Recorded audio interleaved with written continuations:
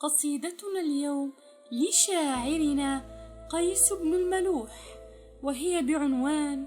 رعاة الليل ما فعل الصباح. يقول فيها: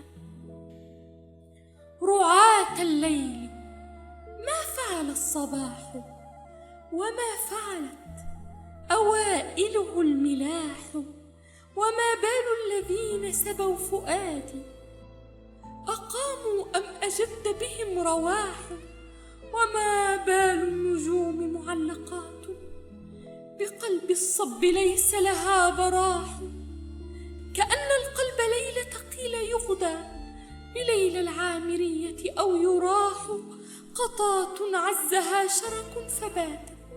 تجاذبه وقد علق الجناح، لها فرخان قد تركا بقفر، وعشهما تصفقه الرياح، إذا سمعا هبوب الريح هبا، وقال أمنا تأتي الرواح، فلا بالليل نالت ما ترجى، ولا في الصبح كان لها براح،